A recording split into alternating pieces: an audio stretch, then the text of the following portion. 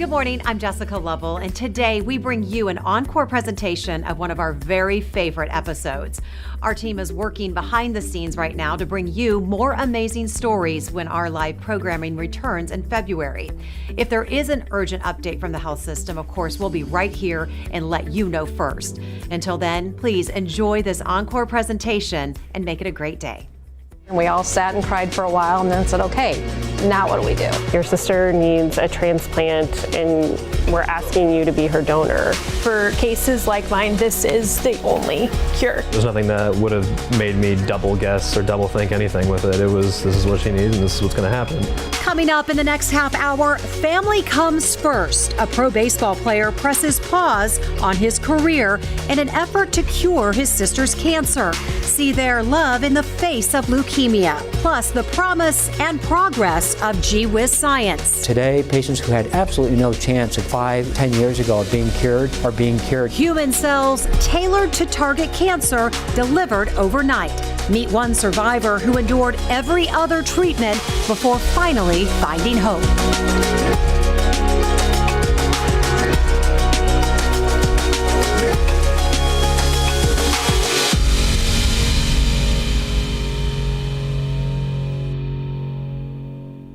Welcome to Choices, Hope, and Science. We are coming to you from the Dolph C. Simons Jr. Family Broadcast Studio here at the University of Kansas Health System.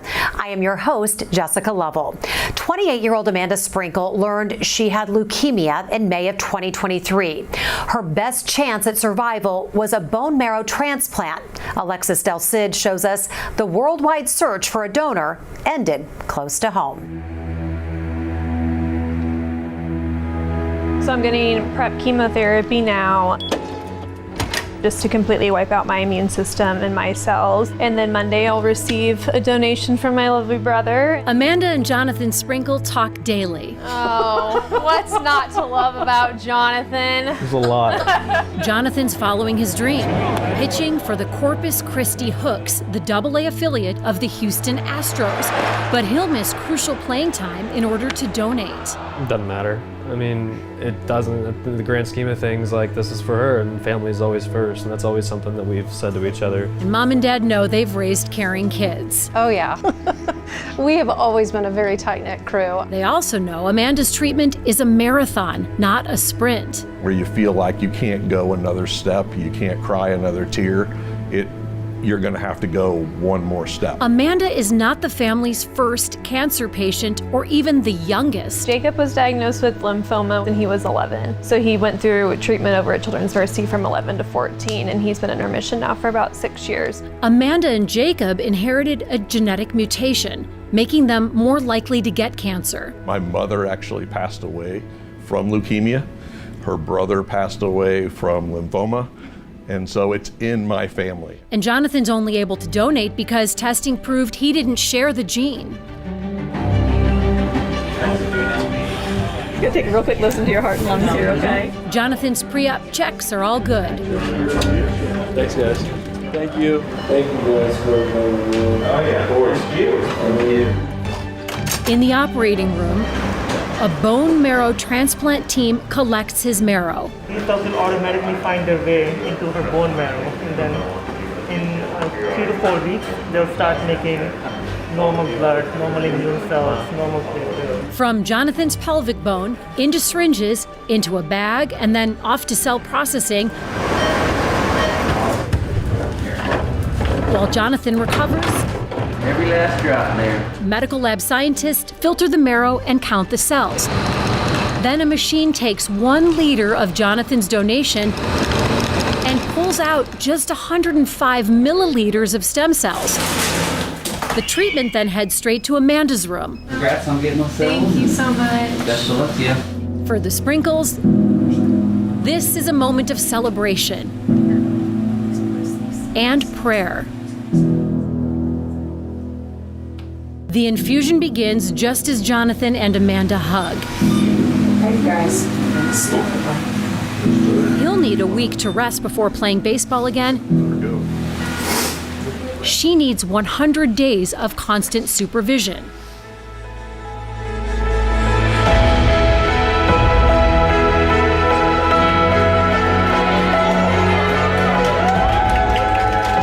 Doctors determine Jonathan's cells are now in Amanda's marrow, creating new cancer-free blood. She can continue her recovery at home. Time will tell if the transplant is a complete success. Amanda went home 18 days after her transplant. We are now at day 56 post-transplant. Amanda joins us now. Amanda, how are you? How are you feeling? I'm feeling really, really well. Doing everything I need to continue to do to get better every day. I'm bored trapped at home for these 100 days, but we're going to do what we got to do. Yeah, love it. Jonathan, your parents joke with us that you're going to maybe hold this donation over Amanda's head for a bit. Have you been giving her any grief? A little bit here and there. It's just family fun, but it's nothing too serious like that. It's just something that we joke around about, and I always give her the hard time that she's now more me than she is her. So I mean, that's pretty much the end of it, though. It's just nothing but fun banter. Yeah, good sibling fun. I like that. Amanda, when you were looking for a donor, Jonathan was not necessarily plan A. At first, your team searched for the National Be the Match registry. That has about 41 million potential donors. How many actually matched you? So I had originally had 26 matches, which was what we thought incredible, because a lot of people struggled to even find one or two. And then life happens. People have vacations planned, it's not the right time for them, and that 26 quickly whittled down to one individual. And then we started looking at Jonathan and did his genetic testing and realized that in the grand scheme of things, him being a half match to me was actually going to end up being better for me in the end than the one potential match that I ended up with. Yeah, Jonathan luckily became the best choice. Genetic testing showed that he did not carry that family gene mutation. Jonathan, we know that you wanted to help your sister, but it did take away from your baseball career. Any regrets? Because we know that bone marrow collection can be quite painful. No, zero regrets at all. It's at the end of the day, it's what she needed, and no matter what the price was for that, I was more than willing to pay it. It's my only sister in the entire world, and I would do anything for her. Baseball's fun. I mean, it's obviously we're all chasing a dream, but when it comes down to, the black and white of life and just her being who she is and how much she means to me, it's a no-brainer. We can feel the family love just watching the photos and hearing your story. So it's so fantastic. Okay, what is this photo about? I must ask. So that was where they pulled my bone marrow out, and it was just funny because me and Amanda are just notoriously known for taking really bad, funny pictures together. And as soon as I was kind of hobbling around the room, and then she made some joke about me hobbling, and then we just kind of took a picture in the moment. It was what it was. So I have a question for both of you. Jonathan, you can answer this one first. When your little brother Jacob had cancer, was there anything that you learned from that experience that was helping you now? That experience kind of taught me to grow up, because that was most of my high school career. Understanding how to balance life, understanding how to, get your own responsibilities in and get a lot of things done, because the family is going to be, more focused on him and the things that he needs, and rightfully so. But, going in the hospital with him and talking with him and trying to keep him positive and upright every day. Definitely taught me some life lessons and challenges. Amanda, same question. How did Jacob kind of help pave the way for your experience? As weird as it sounds, it prepared us in a way for this experience. He was diagnosed the week I moved away to college. So, it really forced us to learn how to communicate better as a family and learn to give and when things are needed and when to take and when just to be a family and when it's okay. That it's okay to cry together and be together. And it made, as sad of a situation as it was, it made us even closer as a family in the beginning, and then having to go through it yet again. I don't think we could get any closer as a family unit if we tried anymore. It's done nothing but. bring people together. We can see it and feel it. Joining us now is Dr. Joseph McGurk, Medical Director of Blood and Marrow Transplantation here at the University of Kansas Cancer Center. And of course, one of Amanda's doctors. We're also joined by Jody Wilson, Amanda's pre-transplant coordinator. Welcome to both of you. Dr. McGurk, Amanda's story captures one of the amazing developments in bone marrow transplants. Instead of searching for a donor who was a full match, she was able to turn to her brother, even though he was only a half match. How is that even possible? What does this mean for patients? It's been a remarkable advance and extremely important for improving access to transplant. For many patients like Amanda, the only potential curative therapy out there. If you're Caucasian of Western European descent, your chance of having a match in the registry is about 75%, and indeed Amanda had donors that were identified, but that didn't work out, even in that situation. Yet for other populations, Hispanic Americans, Native Americans, African Americans, the chances of having a match in the registry are much less. When I started out in the field, that was the only avenue, unrelated donor transplant or a sibling who happened to be a perfect match. We tried doing mismatched transplants in the mid-90s, and it didn't work out well for patients. And then we came to a better understanding of how the immune system works and how we could modulate that and get these donor grafts to grow in our patients without causing terrible complications such as graft versus host disease. And so those advances have opened up the field remarkably to all people in need of a transplant with outcomes that are very similar to a perfect match. Jody, you're a transplant coordinator, a nurse who really helps to guide patients and their families through a transplant. I want to listen into what Amanda's mom, Laura, talked about regarding that role. The level of detail and attention they have to put it in. They're very good at it. They're wonderful. And you know, when you hit something, you're like, I don't know what I'm going to do with this. They're like, oh, we got it. Okay, great. You know, you take care of that. So they just, if it's ever a question, they just take care of it. Yeah, we've got that. Kind of sounds almost like a personal assistant of sorts. Kind of help us understand exactly what you're doing for patients and families. Well, all of us are nurses, and so we have just an extensive background in different areas, and we bring to the table just our ability to kind of navigate the whole system, which is massive in a system like this, and then also be able to pull in the National Marrow Donor Program and the coordinators there, and be able to walk patients and their families through all these trials. We get to educate them from the day they almost walk in the door with leukemia, explain what it is the process is going to look like, and then we're able to just really walk hand in hand with them and share in these joyful moments when we get to find donors, when we get to announce that their siblings are going to be the donor for them.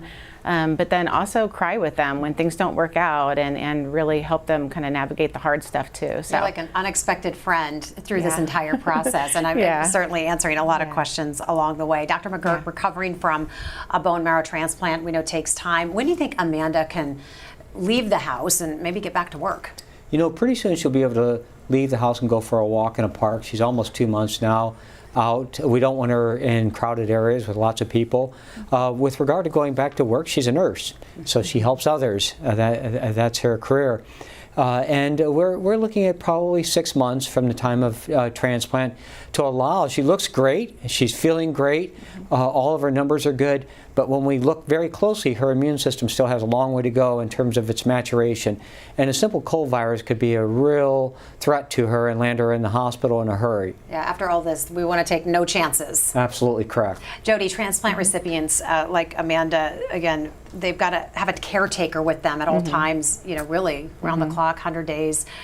Tell us a little bit about that burden and what kind of resources are out there to help out these families. Wow, it's hard on families.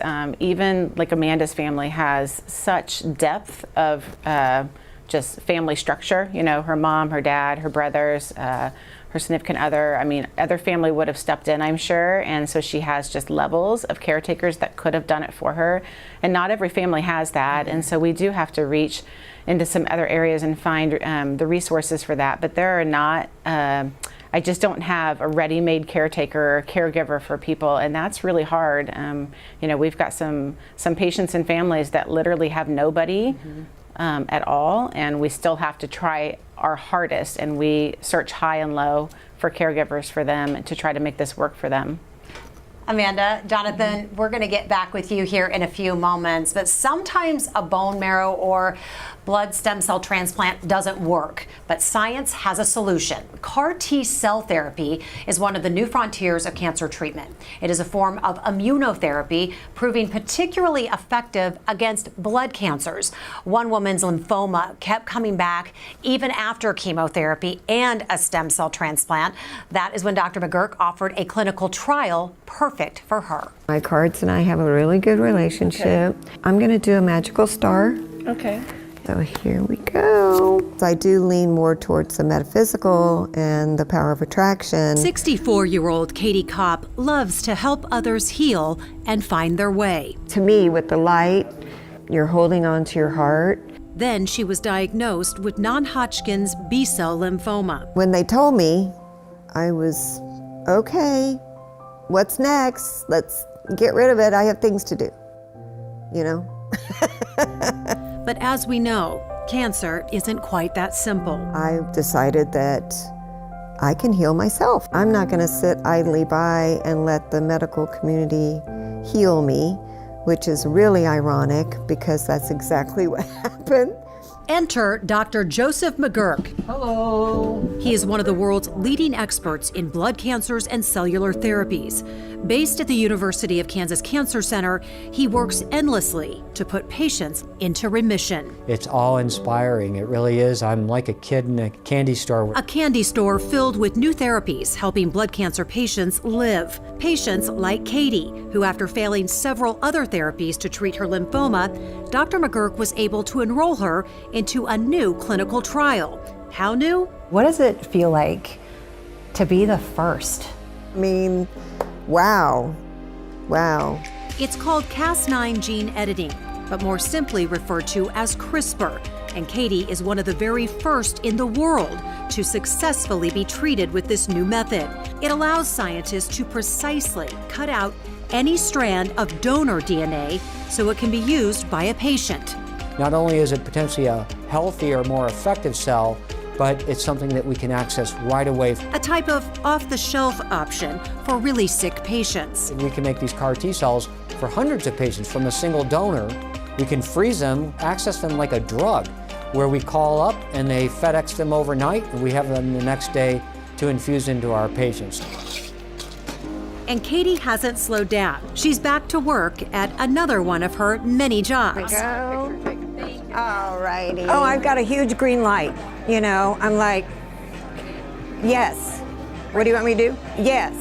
What am I doing next? Yes. You're welcome. It's phenomenal. And Jessica, truly, I didn't realize just how innovative it was. If you told somebody just in the street, they would think that you were making up a tall story. But it's not a tall story at all. It's reality. It's extraordinary. It's gee whiz science, and I believe that. In fact, CRISPR won these two scientists, Emmanuelle Charpentier and Jennifer Doudna, the 2020 Nobel Prize in Chemistry. Katie Kopp is living proof of their incredible discovery and Dr. McGurk's passion and execution. I'm grateful for everything.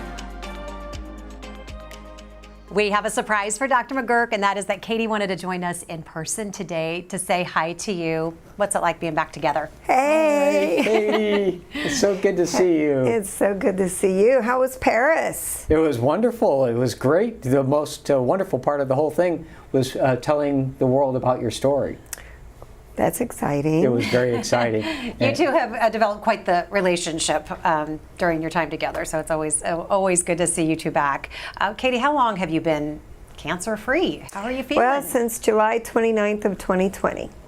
So 2020 was a very good year for me, unlike for a lot of people, but doing great. Living life. Yes, absolutely. We love to hear it. Absolutely. Katie, your story is what Dr. McGurk has referred to as gee whiz science. Absolutely. Your wife teases you about using that term, but yes. I love telling people about it. What do you mean by gee whiz science?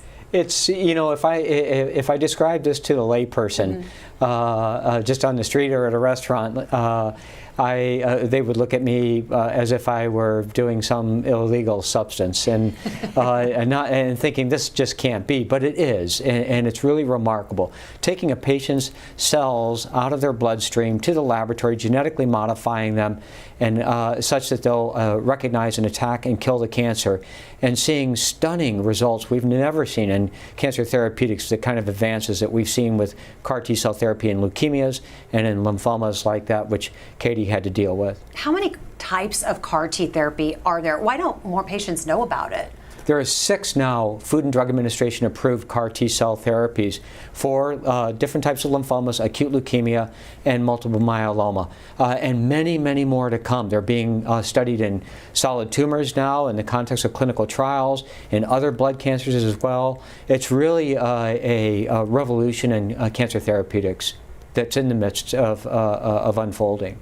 Katie, you were part of this trial. Dr. McGurk, how soon, though, will this off-the-shelf CAR T be widely available to more patients? You know, we think it's coming in the relatively near future. What does that mean?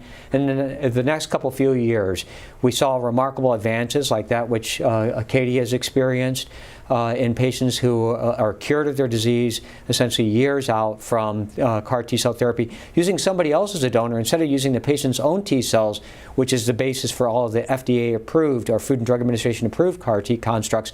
We think using it from a person who's never had cancer, never been exposed to chemotherapy, might be even better. And through the work of the 2 Nobel-winning scientists that you mentioned earlier, we can now genetically engineer a normal, healthy person's cells such that they will not be rejected by the patient, Katie, and they won't recognize Katie and attack Katie, causing a problem called graft versus host disease. And that has advanced the field by leaps and bounds.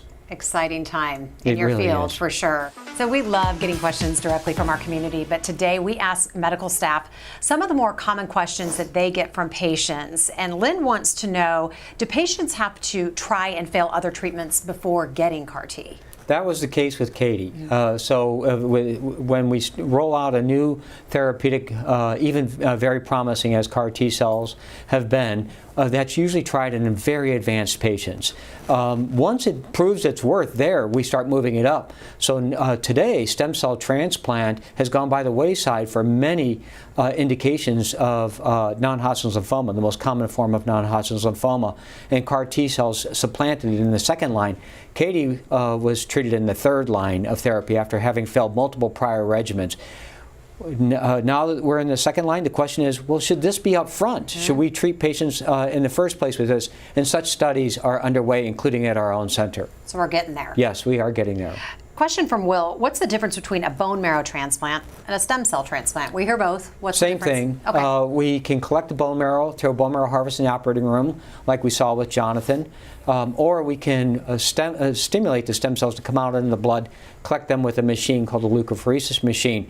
The difference is that there are more T cells in the peripheral blood, and those T cells cause graft versus host disease. That may be associated with decreased risk for relapse. So for the individual patient, we decide on bone marrow versus peripheral blood stem cells. So both are intended for the same result. That's correct. I want to get today's takeaways from our guests, and let's go around. Jonathan, we're going to start with you. What do you want folks to take away from your story?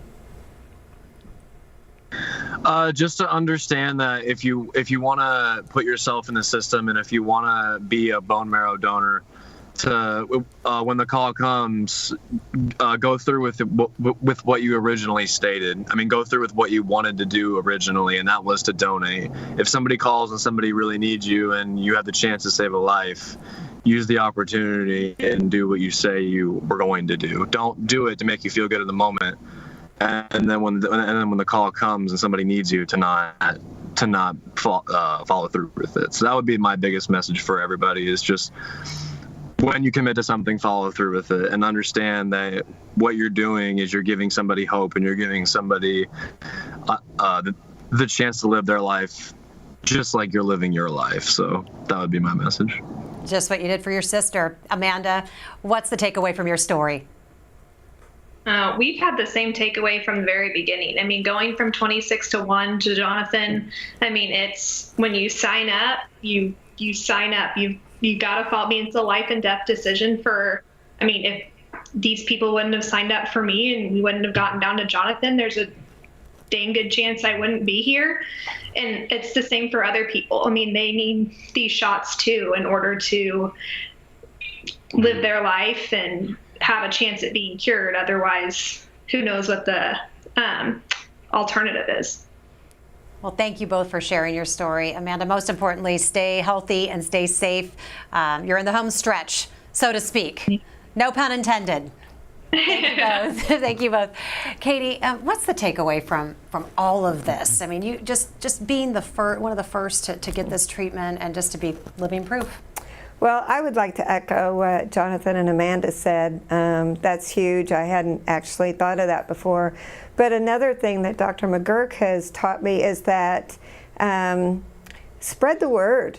People don't know. They don't know that this is, I certainly didn't know. They didn't know this gee whiz science. And it's, you know, you kind of sound nerdy sometimes when you're just hanging out with friends and, oh my gosh, you know, these women got this Nobel Prize, you know, for splitting genes and saving lives, you know. So I guess just spreading the word, becoming a little bit more knowledgeable. You know, if you hear anything about anybody that's struggling with cancer, it doesn't matter what kind it is, you know, still it'll get through the grapevine. So, because that's what I've heard the most is that, you know, wow, I didn't know that you could do something like that. Yeah. So that's huge. You bring up nerdy stuff and Dr. McGurk's ears perk up. That's right? So, I mean, you have called this truly the most exciting time in your long career. You know, I don't like to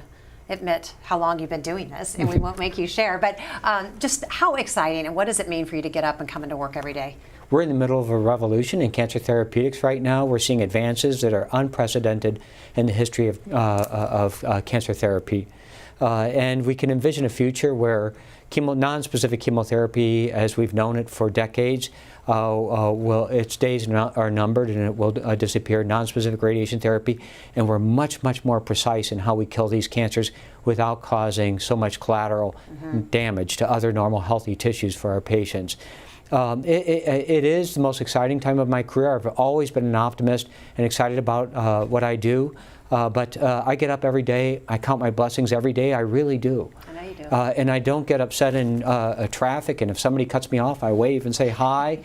Because look at Katie and Amanda and Jonathan. This is what it's all about. And the opportunity to get to work with people like Jody. The whole team is like Jody. It's an incredible privilege and blessing to be able to work with folks like that. We absolutely are passionate about what we do, and to look at Amanda and see Amanda walk into clinic looking beautiful as she does and healthy is just still, it's mind-boggling. I just can't believe it still, and I've been doing this for 35 years plus maybe a little bit. Like you said, people have to pinch you sometimes, right? Yeah, it's really just almost indescribable. Thank you for the work you do. Thank you to all of our guests. Katie, thank you so much for sharing your story as well. And thank you all for watching.